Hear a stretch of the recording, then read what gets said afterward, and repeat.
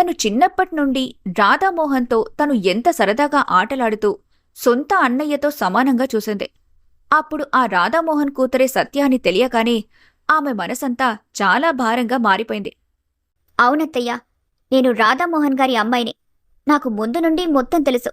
నేను కూడా వదినకి హెల్ప్ చేయాలనే ఉద్దేశంతో ఈ 2 కుటుంబాలు కలవాలని కోరుకుని ఇంట్లో కోడలిగా అడుగుపెట్టాను. అంతేకాదు, నాకు అన్నయ్య వదిన ప్రేమించుకుంటున్న విషయం కూడా ముందే తెలుసు. వారిద్దరూ సంతోషంగా ఉంటారనే ఉద్దేశంతోనే నేను వారి ప్రేమను కూడా సపోర్ట్ చేశాను. విన్నారు కదత్తయ్య, మీ కూతురే అనుకుంటే కోడలు కూడా ఎంత మోసం చేసిందో. మీ అబ్బాయి మంచి అమ్మాయిని తీసుకొస్తాను, పెళ్లి చేసుకుంటాను కూడా అంటే ఎలా ఉండాలో చూపిస్తాను అని పెద్ద ప్రగల్భాలు పలికి మీ వెనకే కుట్ర పన్నాడు. ఇన్ని మోసాలు చేస్తూ మీరు మంచాన పడగానే సేవ చేస్తున్నట్టుగా బిల్డప్ ఇస్తూ ఇంకా మోసం చేశారత్తయ్య. నేనున్నదున్నట్టుగా చెబితే మాత్రం మీకు విలన్లా కనిపించాను. కనిపించడం కాదు, వీళ్ళు నన్ను అలా మీ ముందు నిలబెట్టారు. ఇప్పటికేం మించిపోయింది లేదు. వెంటనే వీళ్ళిద్దరినీ ఇంట్లో నుండి గెంటేసేయండి. మన బాధను కోరుకునేవారు, మన ఓటమిని కోరుకునేవారు మన కుటుంబంలో సభ్యులు కాలేరు కదా అత్తయ్యా అని అంది అంజలి. నీక్కూడా ఇదంతా తెలుసా ఆదిత్య అని ఈసారి ఏడవటం ఆపేసి మౌనంగా చూస్తూ అడిగింది నీరజాదేవి. తెలుసమ్మా. నా కొడుకు కూతురు నన్ను ఇంత మోసం చేస్తారని కలలో కూడా ఊహించలేదురా. ఊహించనివే జీవితంలో జరుగుతూ ఉంటాయత్తయ్యా. మీరు గుండెను రాయి చేసుకోవాలి అంటున్న అంజలి ఎదురుగా నిలబడింది అక్షయ. ఆమె చూపులోని వేడికి అంజలిలో చిన్నగా భయం మొదలైంది. మరుక్షణం ఎవ్వరూ ఊహించని విధంగా అంజలి చెంప పగలగొట్టిందామె. ఏయ్, ఎంత ధైర్యముంటే నన్నే కొడతావా అని తిరిగి కొట్టబోయిందామె. ఆ చేతిని వెనక్కి నెట్టి మరోసారి ఇంకో చెంప కూడా పగలగొట్టింది అక్షయ. వదినా, ఏం చేస్తున్నావు నువ్వు? తనని కొట్టొద్దు, వదిలేసేయ్ అని ఆపబోయింది సత్య. నువ్వాగొదినా, ఇది పెద్ద రాక్షసి. అమ్మ ముందు నాటకాలాడుతూ ముఖ్యంగా అమ్మని మోసం చేస్తుంది. దీన్ని వదల్ను. అన్నయ్య భార్య అనే ఎన్ని రోజులు ఓపిక పట్టాను. కాని ఈరోజు దీని రంగులు మార్చే ఊసరవెల్లి గుణం చూశాక చంపేయాలనిపిస్తుంది. ఈరోజు దీన్ని నేను చంపేస్తాను దినా. నా చేతులతో చంపేసి జైలుకి పోతాను. అప్పుడే మన కుటుంబానికి పట్టిన దరిద్రం వదులుతుంది అంటూ అంజలి పీక పట్టి నొక్కడం మొదలుపెట్టింది అక్షయ. అదే సమయంలో ఇంటి ముందు నిలబడ్డారు అశ్వ కుటుంబం. ముందుగా లోపలికి అడుగుపెట్టాడు అశ్వ. అతని వెనుకే అతని తల్లిదండ్రులు, సత్య తల్లిదండ్రులతో పాటు సరస్వతమ్మ కూడా వచ్చింది. వాళ్ల కళ్ల ముందే అంజలి అక్షయ చేతుల మధ్య శ్వాస తీసుకోవడానికి అల్లాడుతుంది. అక్షయ, ఏం చేస్తున్నావు పిచ్చిదనా? ఇదేం మార్గం అంటూ ఆమెను గట్టిగా కౌగిలించుకున్నాడు. అక్షయ శరీరమంతా వణుకుతూ, ఇంకా ఒక్క నిమిషం ఆలస్యమయ్యుంటే ఈ రాక్షసి ఇంట్లో ఉన్న ప్రతి ఒక్కరినీ నా మీదకి తిప్పి అమ్మను ఒంటరిగా చంపేసేది బాబా అని ఏడుస్తూ అంది. అశ్వతల్లి ముందుకొచ్చి నీరజ వైపు చూసింది. ఆమె కళ్లల్లో కోపం లేదు, బాధ ఉంది. నీరజ, ఇంకా ఎన్ని రోజులు ఇలా పగని మోస్తూ బతకాలి? నీ కూతురు ఆనందాన్ని కూడా శత్రుత్వంగా చూస్తావా అని మెల్లగా అడిగింది. ఎవరు ఎవరిని శత్రువులా చూశారు? మీరు మీ కుటుంబమే మా కుటుంబాన్ని శత్రువులా చూశారు, శత్రువుల్లా భావించారు. ఈ రోజు నా కూతుర్ని నాకే శత్రువుగా మార్చి మీ వైపుకే మలుచుకుని పెళ్లి చేయాలనుకున్నారు. ఇది ఎంత మోసం మీకు తెలీదా వదినా? మన గురించి మనం తర్వాత మాట్లాడుకుందామత్తా. ముందు మీ పెద్ద కోడలు సంగతి తేల్చాలి. తను ఏం చేస్తుందో తెలుసుకోవాలని మీకు లేదా? శాంతమూర్తిలా ఉండే మీ కూతురు, అదే నా భార్య, ఈ రోజు ఆ మనిషిని చంపడానికి కూడా వెనుకాడలేదంటే ఎంత కోపం వచ్చేలా ప్రవర్తించిందో మీరు తెలుసుకోవాలి కదా. వీళ్ళు అబద్ధం చెప్తున్నారు, నన్నే విలన్ చేస్తున్నారు అని కేక వేసింది. అప్పుడు సత్య ముందుకొచ్చి గట్టిగా అంది. చాలు అంజలి, ఇంక చాలు. నువ్వత్తయ్య దగ్గర ఏడ్చిన ప్రతి కన్నీటి వెనుక నీ స్వార్థమే ఉంది. వాళ్ల ప్రేమ గురించి నాకు తెలుసు, నీక్కూడా తెలుసు. వాళ్ల ప్రేమ ద్వారా అయినా కుటుంబం కలవాలన్న ఆశ నాదైతే, నీది మాత్రం వట్టి స్వార్థం. నువ్వు ఈ ఇంట్లో అందర్నీ విడదీయాలని చూశావు, వదిన్ని చిత్రహింసలు పెట్టావు. నీకు ఈ రాక్షసి ఏం చేసిందో తెలుసా వదినా అని బాధతో కూడుకుపోతున్న గొంతుతో అడిగింది అక్షయ. తెలుసు వదినా, నాకంతా తెలుసు. ఈ రాక్షసి నీతో మాట్లాడుతున్నప్పుడు నేను విన్నాను. నేనే అన్నయ్యకు కూడా చెప్పాను అని అంది సత్య. ఆ మాటలకు ఏడుస్తూ అశ్వవైపు చూసింది అక్షయ. అసలేం జరిగింది అక్షయ? అంజలి ఏం చేసింది? మీరేం మాట్లాడుతున్నారో నాకేం అర్థం కావట్లేదు అని అయోమయంగా అడిగాడు అరుణ్. నేను బావని ఇష్టపడుతున్న విషయం ఈ రాక్షసికి తెలుసన్నయ్యా. ఇదిగో ఇలా జరుగుతుందనే నేను నా ప్రేమ గురించి ఇంట్లో అందరికీ చెప్పలేకపోయాను. ఓ మంచి సమయం చూసి చెప్పాలనుకున్నాను. కానీ ఇది నా ప్రేమను అడ్డుపెట్టుకుని అమ్మను మిమ్మల్ని బ్లాక్మెయిల్ చేస్తుందని భయపడ్డాను. ఆ ప్రేమను ఇంట్లో ఎవ్వరికీ చెప్పకుండా ఉండాలంటే నాకు డబ్బులివ్వాలని నా దగ్గర 10 లక్షల వరకు తీసుకుందన్నయ్య. అలా ఒకసారి 2 సార్లు కాదు, 4-5 సార్లు నేను అప్పు చేసి తనకివ్వగలిగే వరకు నన్ను చిత్రహింసలు పెట్టింది. ఈ రాక్షసికి నా ప్రేమ గురించి తెలిసిన రోజు నుండి నేనొక్కరోజు కూడా కడుపు నిండా తినలేదు, కంటి నిండా నిద్రపోలేదన్నయ్య. ఆ కష్టాలు తట్టుకోలేక అందరికీ బావ గురించి చెప్పాలనుకునే సమయంలోనే అమ్మకు క్యాన్సర్ అన్న విషయం తెలిసింది. నేనేమీ చేయలేకపోయాను. కాని ఇప్పటికి కూడా ఈ రాక్షసి తనకు మా ప్రేమ గురించి తెలిసిన విషయం కాని, నేను తనకు డబ్బులిచ్చిన విషయం కాని చెప్పకుండా అంతా చిన్నదిన మీదకు తోసేస్తుంది. ఇంత నాటకాలు చేసే జిత్తుల మారి నక్కని నువ్వెలా ప్రేమించావో నాకు అర్థం కావట్లేదన్నయ్య. ఈ రాక్షసి మన ఇంటికి పెద్ద కోడలిగా అర్హురాలే కాదు, మన ఇంటిని ముక్కలు చేయాలనుకుంది. అమ్మ ప్రాణాలన్నా దీనికి లెక్కే లేదు. ఇంట్లో ఎవరి సంతోషమన్నా విలువలేదు. తను మాత్రం బాగుండాలి. తను నీతో సంతోషంగా ఉండాలని కోరుకునే స్వార్థపరురాలన్నయ్యా. ఈ రాక్షసిని ఇంట్లో ఉంచొద్దన్నయ్యా అని పెద్ద పెద్దగా ఏడవసాగింది అక్షయ. ఆ మాటలకు విపరీతంగా షాక్ అయ్యారు అందరూ. అంజలి మాత్రం భయం భయంగా అందర్నీ చూడసాగింది. అవునత్తయ్య, వదిన చెప్పిందంతా నిజమే. నేను అక్క వదిన్ని బ్లాక్మెయిల్ చేస్తుండగా చూశాను. తను డబ్బుల కోసం ఎంతో బాధపడింది. ఆ బాధను చూడలేక అన్నయ్య డబ్బులని దాచడానికి తన దగ్గర పెట్టుకోమని నేనే నా డబ్బిచ్చాను. వాటిని అక్కకిచ్చి ఆ సమస్య నుండి బయటపడింది వదిన. మరోసారి తన స్నేహితురాలి దగ్గర అప్పు చేసింది. అప్పు వెంటనే ఎలా తీర్చాలో తెలియక ఎన్నో మాటలు పడుతుందని అక్కకి తెలిసినా తను కొంచెం కూడా కనికరం చూపించలేదు. కాని తనకు తెలియని విషయం ఏంటంటే వీళ్ళిద్దరూ బావమర్దళ్ళని, తను ఎవరినో ప్రేమిస్తుందని, ఆ ప్రేమకు మీరు ఒప్పుకోరని, తను ఒకవేళ మీతో చెప్తే మీరు గుండె పగిలిపోయేలా చేస్తానని బ్లాక్మెయిల్ చేసింది. పాపం వదిన అక్క కూపంలో పడిపోయింది. తన ఆటలో ఒక పావుగా మారింది. నిస్సహాయరాలైంది. ఈరోజు మన కుటుంబాల గురించి తెలియగానే ఇదంతా బయటపడకముందే తను సేఫ్ జోన్లోకి వెళ్లాలని, నన్ను వదిన్ని ఇంట్లో నుండి మీ చేత గెంటేయాలనే ఉద్దేశంతో ఇలా మాట్లాడుతుంది అంటూ అంజలి గుట్టంతా రట్టు చేసింది సత్య. అప్పటి వరకు మౌనంగా ఉన్న నీరజాదేవి అదంతా వినగానే ఒక్కసారిగా నిలబడి అంజలి వైపు చూసింది. ఆమె కళ్ళు మండే అగ్నిగోళాల్లాగా మారిపోయాయి. ఎంత నమ్మానే నిన్ను! నా ఇంటికి నా తర్వాత నువ్వే దీపమనుకున్నాను. నా తర్వాత నా కుటుంబాన్ని నువ్వే అమ్మలా చూసుకుంటావనుకున్నాను. కాని నువ్వేం చేశావు? నా కుటుంబాన్ని ముక్కలు చేయాలని, నా కన్నబిడ్డల్ని కష్టాల పాలు చేయాలని ప్రయత్నించావు కదా. నువ్వు నాకు మరో కూతురు అనుకున్నాను కదే రాక్షసి! అంటూ అంజలి చెంప పగలగొట్టింది. అత్తయ్య, మీ కంటికి నేను ఎలా కనిపిస్తున్నాను? ఈ ఇంట్లో అందరూ నాపైనే చేయి చేసుకుంటారేంటి? నేనెవర్నో గుర్తుందా మీకు? నాక్కూడా కోట్లాస్తుంది. నా పైన ఎవరైనా తప్పుగా ప్రవర్తిస్తే మీ అందరి మీద కేసు పెడతాను, పోలీస్ స్టేషన్లో పెట్టేస్తాను అని తనను తాను కాపాడుకోవడానికి మేకపోతు గాంభీర్యం ప్రదర్శిస్తూ పెద్ద పెద్దగా అరిచింది అంజలి. నువ్వేంటే మా మీద కేసు పెట్టేది? నేను నీ మీద కేసు పెడతాను. నువ్వు నా కొడుక్కి భార్యవయ్యావు. నా ఇంటికి మంచి కోడలవుతావనుకున్నాను. కాని నువ్వు నా ఇంటికి పట్టిన శాపం. నన్ను, నా కొడుకులను, కోడల్ని, కూతుర్ని, కుటుంబాన్ని చీల్చడానికొచ్చిన నీకు ఈ ఇంట్లో స్థానం లేదు. ఇక బయలుదేరిక్కడి నుండి అంటూ గుమ్మం వైపు వేలుపెట్టి చూపించింది. మీ దగ్గర ఎన్ని మాటలు పడుతూ ఇక్కడే ఉండాల్సిన కర్మ నాకేం పట్టలేదు. పద అరుణ్, వెళ్ళిపోదాం. మరుక్షణం ఆమె చెంప పగలగొట్టాడు అరుణ్. ఇదే నా సమాధానం. ఇక బయలుదేరు. త్వరలోనే నీకు డివోర్స్ నోటీస్ పంపిస్తాను. అర్థమైంది. నేను కష్టాల్లో ఉన్నప్పుడు నువ్వు కూడా నన్ను వదిలేశావన్నమాట.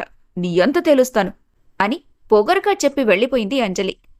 ఒక్కసారిగా ఏడుస్తూ కుప్పకూలిపోయింది నీరజ. నీరజ! అంటూ ఆమె చేయి పట్టుకుని పక్కన్నే కూర్చున్నాడు నారాయణ. అన్నయ్య వైపు కన్నీళ్లతో చూసిందామె. ఏంటన్నయ్య ఇదంతా? నా బ్రతుకెలా అయిందో దగ్గరుండి చూడాలనొచ్చారా? నేను మిమ్మల్ని రెచ్చగొట్టలేదు కదా. నా బ్రతికేదో నేను బతుకుతున్నాను కదా. ఎందుకు నన్ను ఇంత బాధ పెట్టడానికి ప్రయత్నించారు? అని చాలా బేలగా అడిగింది. నువ్వు నా చెల్లివి నీరజ. నేనెప్పుడూ నీ సంతోషాన్ని మాత్రమే కోరుకుంటాను. ఆ రోజు మాధవరావుకి వెనుక ముందు ఎవ్వరూ లేరు. ఆస్తిపాస్తులు ఏమీ లేవు. ఇలాంటి అబ్బాయితో నా చెల్లి ఎలా వెళ్తుందన్న ఆలోచనతో, వయసులో ఉన్న ఆవేశంతో నోరు జారింది, చెయ్యి జారింది తప్ప నిన్ను బాధ పెట్టాలని, నీ ఇష్టాన్ని కాదనాలనే ఉద్దేశం లేదు. అదే నిజమైతే ఎందుకన్నయ్యా ఎప్పటివరకు నా కోసం రాలేదు? ఎందుకొక్కసారి కూడా మన ఇంటికి రమ్మని నాకు కబురు పంపలేదు? నేనెన్నిసార్లు మీకోసం ఎదురు చూశానో తెలుసా? ప్రతి పండక్కి ఒక్కసారైనా నా వాళ్లు నన్ను పిలవకపోతారా అని ఎన్నోసార్లు ఆశగా ఎదురుచూసి నిరాశతో మిగిలిపోయాను. నా పిల్లలు మనకు అమ్మమ్మ, తాతయ్య, నాన్నమ్మలు ఎవరూ లేరా అని అడిగిన ప్రతిసారి నా గుండె 1000 ముక్కలయ్యేది. ఆ బాధతో మీ మీద కోపాన్ని పెంచుకున్నాను. నేనేం తప్పు చేశానని నాకింత పెద్ద శిక్ష విధించారన్నయ్యా?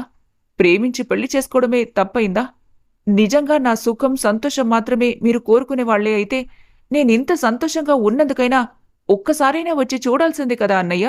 నేను మీకోసం చాలా ఎదురు చూశాను. ఆమె మాటలకు, ఆమె ఏడుపుకి అందరి హృదయాలు కదిలిపోయాయి. అప్పటి వరకు పుట్టింటి వాళ్ల మీద నిప్పులు చెరుగుతున్న తల్లి మనసులో ఎంత బాధుందో అర్థమయ్యాక అరుణ్, ఆదిత్య, అక్షయలు కన్నీళ్లతో ఆమె వైపు చూశారు. పిచ్చిదాన, ఎవరు చెప్పారు మేము నీ మీద కోపం పెంచుకున్నామని? నీకోసమే ఎంతగా ఎదురు చూశామో తెలుసా? అంటూ నీరజ తల నిమిరింది సరస్వతమ్మ. అమ్మా అంటూ ఆమెను హత్తుకొని పెద్దగా ఏడవసాగింది నీరజ. నీ కూతురు చచ్చిపోయిందనుకున్నావా అమ్మా? కొడుకు మాత్రమే సరిపోతాడనుకున్నావా? ఎందుకు నువ్వు కూడా నా కోసం రాలేదు? నాకు పిల్లలు పుట్టిన తర్వాతే తల్లి విలువేంటో తెలిసిందమ్మా. నేను నీ స్థానాన్ని చాలా మిస్ అయ్యాను. నాకు తల్లి అవసరమైన సమయంలో నువ్వు రాలేదని ఎంతగా బాధపడ్డానో తెలుసా? తెలుసు తల్లి, కాని నేను నిజంగానే రాలేకపోయాను. నీ సంతోషాలు, నీ పిల్లల్ని చూస్తూ నా మనసు నింపుకున్నాను. కాని నేను నీ దగ్గరికి రాలేకపోతున్నాననే బాధ నాలో కూడా నిండిపోయిందమ్మా. ఎందుకమ్మా? నా మీద కోపం లేకపోయినా నేనెలా ఉన్నాను చూస్తూ కూడా ఎందుకు రాలేదు? ఏ విషయం మీ కాళ్లను కట్టేసింది? మీ నాన్న మరణం నన్ను ఆపేసింది తల్లి అని అనగానే గుండె పగిలినట్టుగా చూసింది నీరజ. ఏంటమ్మా నువ్వు చెప్పేది? నాన్న లేరా? అని చాలా షాక్తో అడిగింది. అవునమ్మా, నువ్వింటిని వదిలేసి వచ్చి పెళ్లి చేసుకున్న రోజే నాన్న చనిపోయారు. నాన్న మరణాన్ని అమ్మ తట్టుకోలేక మంచాన పడింది. అమ్మ కోలుకోవడానికి 2-3 ఏళ్లు పట్టింది. మళ్లీ అశ్వ పుట్టిన తర్వాతే వాడిలో నాన్నను చూసుకుంటూ మెల్లిగా కోలుకుంది నీరజ అని చెప్పాడు నారాయణ. నేను పాపిష్టిదాన్నమ్మా. అనవసరంగా భూమి మీదకొచ్చాను. అనవసరంగా ఎంతో మంచివారైన మీ కడుపున పుట్టాను. నా కారణంగా మీ పరువు పోవడమే కాకుండా నాన్న ప్రాణం కూడా పోయింది. నేనెంత దురదృష్టవంతురాల్ని కాకపోతే నాన్నను ఆఖరి చూపు కూడా చూసుకోలేకపోయాను అని గుండెలవిసేలా ఏడవసాగింది. ఊరుకో తల్లి, మీ నాన్న ప్రయాణం అంతవరకే రాసుంది. ఆయన మరణానికి కారణం నువ్వే అన్న భావన మాకు లేకపోయినప్పటికీ ఎప్పటికైనా ఈ విషయం తెలుసుకుని నువ్వొస్తావని ఎదురుచూశాం. నిజంగా నాకీ వార్త తెలీదమ్మా. నేనెంత పాపిష్టిదాన్ను. నా తండ్రిని చివరి చూపు చూసుకోలేకపోయాను. నా అవసరం ఉన్నప్పుడు అమ్మతో ఉండలేకపోయాను. నేనెందుకు పనికిరానిదాన్నమ్మా అని తల కొట్టుకుంది. ఆమెను ఓదార్చడానికి ఎంతో సమయం పట్టింది అందరికి. నన్ను క్షమించండి అత్తయ్య. నా కారణంగానే మీకు మీ కూతురు దూరమైంది. మా వల్లే మావయ్య గారు అంటూ ఆగిపోయాడు మాధవరావు. వద్దల్లుడు గారు, ఇప్పటికీ జరిగిపోయింది చాలు. జరిగిందేదో జరిగిపోయింది. మా కూతురు మాకు దూరమైనా మీరు తనకి ఎలాంటి లోటు లేకుండా చూసుకుంటున్నారు. అది చాలు. నా మనవడికి మనవరాలతో పెళ్లి జరిగి మళ్లీ ఈ 2 కుటుంబాలు కలిసిపోవాలని ఆశించాను. నా ఆశను సత్యతో ఒకసారి చెప్పాను. తనే ఇదంతా జరగడానికి కారణమయ్యింది అని అనగానే అందరూ సత్యవైపు చూశారు. అవును మావయ్య, ఈ ముసల్దాని బాధను నా చిన్నప్పటి నుండి చూస్తున్నాను కదా. నాకెలాగైనా తన బాధను పోగొట్టాలనిపించింది. అందుకే ఫేస్బుక్ ద్వారా వదిన్ని పట్టుకున్నాను. కానీ వాళ్ల ప్రేమకు నాకు మాత్రం ఎలాంటి సంబంధం లేదు అని చెప్పింది సత్య. ఆమె చెప్పిన విధానానికి అంత బాధలో ఉన్నవారు కూడా ఒక్కసారిగా నవ్వేశారు. ఏంటత్తా, ఇప్పుడు ఓకేనా? ఇప్పుడు నీ కూతుర్ని నాకివ్వడానికి నీకిష్టమేనా? అని నాటకీయంగా అడిగాడు అశ్వ. ఏరా, నీకత్తంటే ప్రేమలేదా? అత్త కూతురు మాత్రమే కావాలా? నా కూతుర్ని కలిసావు కాని ఒక్కసారైనా నా దగ్గరకొచ్చి జరిగిన విషయం చెప్పావా? నువ్వు నీ పెద్ద కోడలి మాయలో ఉంటే ఏం చెప్పేది? అందుకే చిన్న కోడల్ని పంపించారు. నువ్వు పంపించావా? మరి నీ చిన్న కొడుకుని నా చెల్లి ఎంతకాలంగా ప్రేమిస్తుందో తెలుసా? అని అనగానే అన్నయ్య అంటూ ఆపబోయింది సత్య. ఏం చెప్తున్నావు అశ్వ? ఇది నన్ను ప్రేమించిందా? అని అదోలా చూస్తూ అడిగాడు ఆదిత్య. ఓ, అంటే ఈ విషయం నీకు ఇంతవరకు చెప్పలేదన్నమాట. నేనేం చెప్పలేదు కానీ నువ్వు నా కొంప ముంచొద్దన్నయ్యా. ఊరుకో సత్య, ఇప్పటికీ చెప్పకపోతే ఎలా? అవును, ఇప్పటికే పెళ్ళై ఎన్ని రోజులవుతుంది. ఇంతవరకు ఒక్కసారి కూడా ఏం చెప్పలేదు. నాతో ఆడుకుంటుంది. నువ్వైనా చెప్పు బావా. సత్య తను యుఎస్లో ఉన్నప్పటి నుండే నిన్ను ప్రేమిస్తుందా ఆదిత్య? వాట్? సత్య యుఎస్ ఎప్పుడు వెళ్ళింది? అదేంటి? ఈ విషయం కూడా నీతో ఇంతవరకు చెప్పలేదా? తను యుఎస్లో ఎంఎస్ చదువుకుంది. అని అనగానే అక్షయ మినహా అందరూ షాక్ అయ్యారు. వాట్? సత్య యుఎస్ ఎప్పుడు వెళ్ళింది? అదేంటి, ఈ విషయం కూడా నీతో ఎంతవరకు చెప్పలేదా? తను యుఎస్లో ఎంఎస్ చేసింది. అని అనగానే అక్షయ్ మినహా అందరూ షాక్ అయ్యారు. వాళ్ల వైపు ఇబ్బందిగా చూసింది సత్య. ఏంటి ఇది? కట్టుకున్న మొగుడికి నాతో కూడా ఈ విషయం చెప్పలేదేంటి? మీ దగ్గర 3 విషయాలు దాచానని చెప్పాను కదా, అది ఇదే. 3? 2 కదా? 1, అక్క వదిన్ని డబ్బుల కోసం ఇబ్బంది పెడుతుందని నాకు తెలిసినప్పుడు మీ దగ్గర దాచాను కదా, ఆ విషయం. దీని గురించి మాట్లాడడానికి మా పెద్దమ్మ కొడుకుతో ఆ రోజు కలిసి అక్క ఎక్కడెక్కడికి వెళ్తుంది, ఎవరిని కలుస్తుందో కనుక్కోమని చెప్పాను. తను బెట్టింగ్స్ వేసి మోసపోయి డబ్బులు కోల్పోయింది. ఆ డబ్బును ఎలా సర్దాలో తెలియక అటు బావగారిని అడగలేక ఇక్కడ అదే సమయంలో వదిన దొరకటంతో తనని బ్లాక్మెయిల్ చేసి తీసుకుంది. నేను అన్నయ్యని కలవటం మాట్లాడటం అక్క చూస్తుందనే విషయం కూడా నాకు తెలుసు.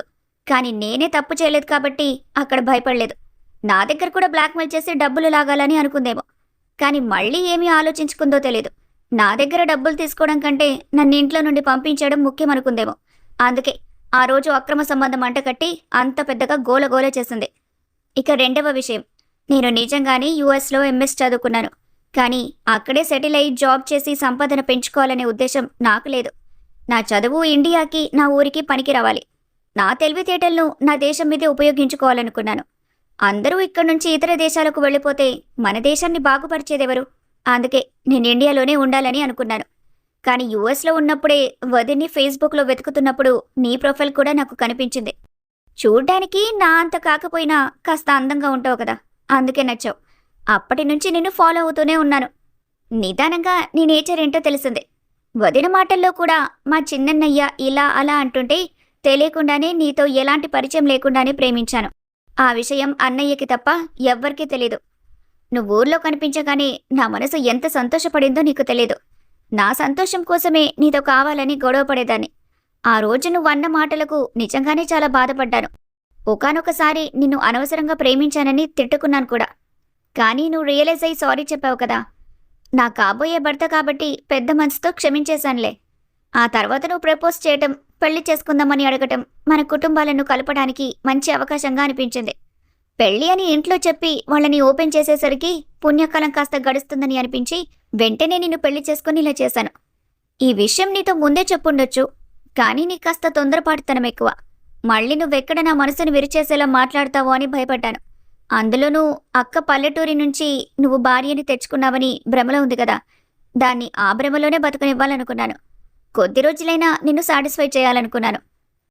రాక్షసి, నన్నింత ప్రేమిస్తూ నేను నిన్ను ప్రేమిస్తున్నానని చెప్తుంటే నన్ను కనికరించకుండా నీ వెంట తెప్పించుకున్నావు కదూ అంటూ ఆమె చెవిని మెలితిప్పేశాడు ఆదిత్య. ఇంకో 2 ఎక్కువ తగిలించండి బాబు. ఎంత మన ఫ్యామిలీస్ని కలపాలని అనుకుంటే మాత్రం మాకు తెలియకుండానే పెళ్లి చేసుకునేంత పెద్దదాని అయిపోయావా అని కోపంగా గద్దించాడు రాధామోహన్. నాన్న అంటూ ఆయన్ని చుట్టుకుని గారాలుపోయింది సత్య. కూతురు మీద విపరీతమైన ప్రేమ కలిగిన ఆయన వెంటనే కరిగిపోయాడు. నేనేం చేసినా మన మంచి కోసమే చేస్తానని తెలుసు కదా నాన్న. ఆ మాత్రం నమ్మకం లేదా నా పైన? నువ్వు నా బంగారం తల్లి. నేను నాకన్నా ముందు ప్రపంచంలో ఎవరినైనా అంటే నిన్నే నమ్ముతాను. అబ్బో, ఇంతటి దానికి ఆ కోపం మాత్రం నటించడం ఎందుకు? అని విడ్డూరంగా అంది కరుణ. నీకు కుళ్ళు మమ్మీ. నేను మా నాన్న హ్యాపీగా ఉంటే అస్సలు తట్టుకోలేవు అని వెక్కిరించింది సత్య. నిజంగా నీకు నేను క్షమాపణ చెప్పే తీరాలి సత్య. ఇంత చదువుకున్నా ఒదిగుండే నీ గుణాన్ని నేను కించపరిచాను. బాగా చదువుకొని అందంగా డబ్బున్న కోడలొస్తే నలుగురిలో గొప్పగా ఉండొచ్చనుకున్నాను. కానీ నువ్వు పల్లెటూరు నుంచి వచ్చావని అనుకున్నప్పటికీ నాకు తలెత్తుకుని ఉండేలాగా చేశావు. ఇప్పుడు చాలా ఆశ్చర్యంగా ఉంది. నువ్వు అంజలి కన్నా నా కొడుకుల కన్నా ఎక్కువగా చదువుకున్నప్పటికీ నీలో ఇంత ఓపిక, సంస్కారం, మంచి గుణం ఉండటం చూసి నిజంగానే ఆశ్చర్యపోతున్నాను. నీలాంటి ఓ కూతురు, కోడలు ప్రతి ఇంట్లో ఉండాలమ్మా. నువ్వు చాలా మంచిదానివి. నా ఆయుష్ కూడా పోసుకొని నిండు 100 సంతోషంగా ఉండు. నా వాళ్లు నాకు దగ్గరయ్యే సమయానికి నేనందరికీ దూరం అవ్వాల్సిన దుర్గతి పట్టింది నాకు అంటూ కన్నీళ్లు తుడుచుకుంది నీరజాదేవి. ఏంటి నీరు అలా మాట్లాడుతున్నావు? ఏం జరిగిందమ్మా అని కంగారుగా అడిగింది సరస్వతమ్మ. నువ్వాగు ముసలి. సడన్ గా విన్నావంటే నీకు మళ్ళీ హార్ట్అటాక్ వస్తుంది. నేనే చిన్న డ్రామా ఆడాను. డ్రామానా? డ్రామా ఏంటమ్మా? అని ఆశ్చర్యంగా అడిగాడు మాధవరావు. ముందుగా నన్ను క్షమించండి మావయ్య, కానీ నేను ఇలా చేయక తప్పలేదు. మనం కష్ట సమయంలో ఉన్నప్పుడే కదా ఎవరు ఏంటి అనేది తెలుస్తుంది. అక్క నిజస్వరూపం గురించి అత్తయ్యకు తెలియాలంటే అత్తయ్యకు క్యాన్సర్ అని డాక్టర్ చేత అబద్ధం చెప్పించక తప్పలేదు నాకు, మీ అబ్బాయికి. డాక్టర్ చేత చెప్పించారా? అంటే నిజంగా నీరజకి క్యాన్సర్ లేదా? లేదు మావయ్య, అత్తయ్య కొంచెం నీరసంతో పడిపోయారు అంతే. అది అడ్డుగా పెట్టుకొని క్యాన్సర్ అని అబద్ధం చెప్పించాం. ఆ తర్వాతే కదా అక్క నిజస్వరూపం బయటపడింది. అత్తయ్య రోజు తీసుకునే మెడిసిన్స్ కూడా మల్టీవిటమిన్ టాబ్లెట్స్. అవి క్యాన్సర్ కోసం తీసుకునే ట్రీట్మెంట్ కాదు. అమ్మ నా కోడలా, నా ప్రాణాన్ని పణంగా పెట్టి ఎంత నాటకమాడావే. తప్పలేదత్తయ్యా. ఆడితే ఆడింది కానీ చల్లని వార్త చెప్పావమ్మా. ఇప్పుడు నా కూతురు కొడుకు జీవితం సంతోషంగా ఉంది. నా భార్య కోరుకున్నట్టుగా తన పుట్టింటి కుటుంబం తిరిగొచ్చేసింది. కానీ నా కొడుకు... అంటూ పెద్ద కొడుకు వైపు బాధగా చూశాడు మాధవరావు.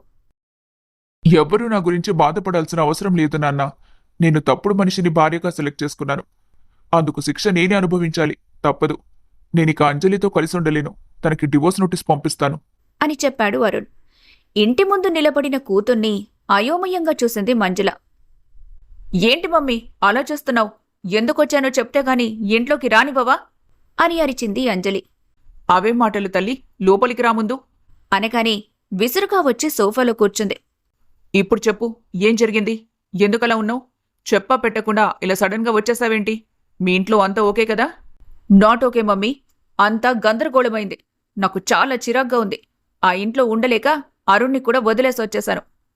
ఏం చెప్తున్నావు బేబీ? అసలేం జరిగిందో క్లియర్గా చెప్పు. నాకు చాలా టెన్షన్గా ఉంది అని అడగ్గానే జరిగిందంతా చెప్పింది అంజలి. ఆ మాటలు వినగానే పుట్టినప్పట్నుంచి పల్లెత్తు మాటానని కూతురిని చెంప పగిలేలా కొట్టింది మంజుల. మమ్మీ, నువ్వు కూడా నన్నే కొడతావా? నువ్వసలు నాకు తల్లివేనా? తల్లిని కాబట్టే కొట్టాను. మీకేమీ కాని వారైతే, నీ చెడును కోరుకునేవారైతే నీ ఫ్రెండ్స్ ఇలా బెట్టింగ్స్ అంటూ మ్యానిపులేట్ చేసి నరకకూపంలోకి పంపించి అప్పులపాలు చేసేవారు. మమ్మీ, నీ సూక్తులు నాకేం అవసరం లేదు. ఎప్పుడు ఏం చేయాలో నాకన్నీ తెలుసు. నేనేం చిన్నపిల్లని కాదు. నీ బొంద తెలిసే నీకు. నాకు మొదటి నుంచి నీ సెలెక్షన్ మీద ఎప్పుడు నమ్మకం లేదు. ఎప్పుడు తొందరపాటులో నిర్ణయాలు తీసుకుంటావు. నీకు తోచింది చేస్తావు. వెనక ముందు ఏది ఆలోచించు. అందుకే నీ ప్రేమ విషయంలో కూడా నేనొకటికి 100 సార్లు ఆలోచించాను. నేను ఏ రకంగా చూసుకున్నా మీ అత్తింటి వారు నాకు చాలా మంచివార్లా అనిపించారు కాబట్టే ఈ ఒక్క నిర్ణయమైనా నా కూతురు బాగా తీసుకుందని అరుణ్ని అల్లుడిగా ఒప్పుకొని మీ పెళ్లి చేయించాను. పెళ్లైన 10 రోజుల నుంచే నువ్వు కంప్లైంట్స్ మొదలుపెట్టావు. కానీ నా కూతురు సంతోషంగా సుఖంగా ఉండాలనే స్వార్థంతో నువ్వెలా ఉండాలో చెప్తూనే వచ్చాను. నిన్నెప్పుడూ ఒంటరిగా వదిలేసే సాహసం చేయలేక మీ అత్తమామలతోనే కలిసుండాలని నీకర్థమయ్యేలా చెబుతూ వచ్చాను. కాని చివరికి నువ్వేం చేశావు? గత కొద్ది రోజులుగా నువ్వు ఫోన్లో ఏం మాట్లాడకుండా కంగారుగా ఉన్నప్పుడే అర్థం చేసుకోవాల్సిందే నీ జీవితం నాశనం చేసుకునే పనులు చేస్తున్నావని. నేనెలర్ట్గా ఉండక చాలా తప్పు చేస్తే ఈ రోజు నువ్వు నీ భర్తతో తెగదింపులు చేసుకొని వచ్చావన్నమాట. అసలు నువ్వు మనిషివేనా? నీ సొంత ఆడపడుచుని ఇంత బాధ పెడతావా? నువ్వు కూడా నన్నిన్ని మాటలంటూ ఇలా కొడతావని అనుకోలేదు మమ్మీ. అందరూ నన్నే అంటున్నారు. నా బాధను ఎవ్వరూ అర్థం చేసుకోరేంటి? అరుణ్ని వదిలేసి వచ్చినందుకు నాకెంత బాధగా ఉందో తెలుసా? నువ్వే నా నక్కును చేర్చుకుంటావనుకుంటే నా కంప్లైంట్స్ నాకే ఎత్తి చూపిస్తున్నావు. నేనంటే ఎవ్వరికీ ప్రేమ లేదు. పుట్టింట్లో ఉండే హక్కు కూడా నాకు లేకుండా పోయింది. నువ్వు నీ భర్తతోనో అత్తమామలతోనో వచ్చుంటే హక్కేం కర్మాంజలి, రాజభోగాలతో మర్యాదలు చేసేదాన్ని. కానీ నువ్వు చేసిన పనికి ఇప్పుడు మేము సిగ్గుతో తల వంచుకోవాల్సిన పరిస్థితి వచ్చింది. నీ వైపు న్యాయం ఉంటే ఏదైనా మాట్లాడగలం, ఏమైనా చేయగలం. కాని తప్పంతా నీవైపే ఉంటే నేనెవరితో మాట్లాడాలి? ఇప్పుడేం చేయాలి? అల్లుడు గారితో విడిపోయి ఇంట్లో ఉంటే నలుగురు 40 రకాలుగా ఎన్ని మాటలంటారో తెలుసా? నువ్వు చేసిన తప్పులను సమర్థించే ఓపిక నాకు లేదు. నువ్వు ఏ గంగలోనూ దూకి చేస్తావో నీ ఇష్టం. ఇప్పుడు ఇంట్లో నుంచి వెళ్ళిపో. మమ్మీ, ఏం మాట్లాడుతున్నావు? నువ్వు వెళ్ళిపోమంటే ఎక్కడికి వెళ్ళిపోవాలి? ఏట్లో దూకిచావు. మమ్మీ డాడీ నువ్వేం తప్పు చేసినా సమర్థిస్తారనుకుని పొగరుగా వచ్చేసావు కదా. నీ తప్పులను సమర్థించే ఓపిక మాకు లేదు. ఆ మాటలు వినగానే మనసంతా బాధగా మూలిగింది అంజలికి. తల్లి మీద కోపంతో ఆవేశంగా ఇంటి నుంచి బయలుదేరింది. 4 రోజుల వరకు తన క్లోజ్ ఫ్రెండ్స్ హెల్ప్తో 5 స్టార్ హోటల్లో ఉంటూ తిండికి, బట్టకు, నిద్రకు ఎలాంటి లోటు లేకుండా గడిపేసింది అంజలి. కాని నిదానంగా తన ఫ్రెండ్స్ దూరం పెడుతూ రావటంతో చేతిలో చిల్లి గవ్వ లేకుండా వారం రోజులకే రోడ్డు మీద నిలబడాల్సిన పరిస్థితి వచ్చింది. ఆమెకు ఏం చేయాలో దిక్కుతోచలేదు. నాన్నవాళ్లు లేకుండా పోతే ఈ సమాజంలో బ్రతకడం మాత్రమే కాదు, ఊపిరి తీసుకోవడం కూడా ఎంత కష్టమో ఆ క్షణం అర్థమైంది. మనిషికి ఆకలి విలువ తెలిసినప్పుడే బంధాల విలువ తెలుస్తాయేమో. ప్రపంచంలో తనకు ఎవరూ లేరనే ఆలోచన రాగానే ఆమె మనసంతా మెలితిరిగిపోయింది. తన తప్పులు ఒక్కొక్కటిగా జ్ఞాపకానికొస్తుంటే సిగ్గుతో చచ్చిపోవాలనిపించింది. నాకోసం బాధపడేవారు ఎవ్వరూ లేరు, నాకోసం ఆలోచించేవారు ఎవరూ లేరు. అయినా ఎలా ఉంటారు? అందరూ నాపైన ప్రేమ చూపించినప్పుడు నేను వాళ్ళందర్నీ మోసం చేశాను కదా. ఇప్పుడు నేను చచ్చిపోయినా ఏడవటానికి నాకెవ్వరూ లేరు అంటూ చావడానికి సిద్ధమై రైల్వే మధ్యలో నిలబడింది అంజలి. దూరంగా వస్తున్న ట్రైన్ని చూసే కొద్దీ ఆమె గుండెసడి అమాంతం పెరిగిపోయింది. చావు చాలా దగ్గరగా కనిపిస్తుంటే కళ్ళు చెవులు మూసుకొని కదలకుండా నిలబడింది. ట్రైన్ చాలా సమీపంలోకొచ్చి మరో 6 నిమిషంలో తన ప్రాణాలను మింగబోతోందనుకునే సమయంలో పక్కకు లాగేశారెవరో. అరుణ్ అంటూ పెద్దగా ఏడుస్తూ అతన్ని హత్తుకునబోయి చివరి క్షణంలో ఆగిపోయింది. చచ్చి ఎవరిని జైలుకి పంపించాలని ప్లాన్ చేశావు? అలా అనకరుణ్. నేను ఎవ్వరికీ హాని చేయాలనుకోలేదు. నా చావు ఎవరికి ప్రాబ్లం అవ్వకూడదనే ఈ లెటర్ కూడా రాసి పెట్టాను అంటూ ఓ పక్కన పేపర్ దానిపైన రాయి ఉండటం చూపించింది. ఓహో, ఈ విషయం తెలియక నిన్ను అనవసరంగా కాపాడేశానుగా. ఏం పర్లేదులే, మరో 10 నిమిషాల్లో ఇంకో ట్రైన్ వస్తుంది. యూ క్యారీ ఆన్ అని చెప్పి చక్కగా వెళ్లిపోతున్న భర్త వైపు కన్నీళ్లతో చూస్తూ నిలబడిపోయింది అంజలి. ఆమె అతన్ని ఆపే ప్రయత్నం కూడా చేయలేదు. ఇక చాలు, ఆపండి బావగారు, అక్క నిజంగానే చచ్చిపోయేలా ఉంది అంటూ తన వెనుక వినపడిన గొంతుకకి ఆశ్చర్యంగా వెనక్కి తిరిగి చూసింది. అక్కడ సత్యతో పాటు తమ పెద్ద కుటుంబం మొత్తం కనిపించగానే ఆమె కళ్ళు పెద్దవయ్యాయి. ఒక్కసారిగా ఏడుస్తూ అక్కడే కూలబడిపోగానే అందరూ ఆమెను చుట్టుముట్టేశారు. నువ్వెందుకిక్కడికొచ్చావు మమ్మీ? నన్ను చచ్చిపోమ్మన్నావు కదా. నా చావుని దగ్గరుండి చూడ్డానికే వచ్చావా? అవేం మాటలక్కా, ఏ తల్లి తన బిడ్డ చావుని చూడలేదు.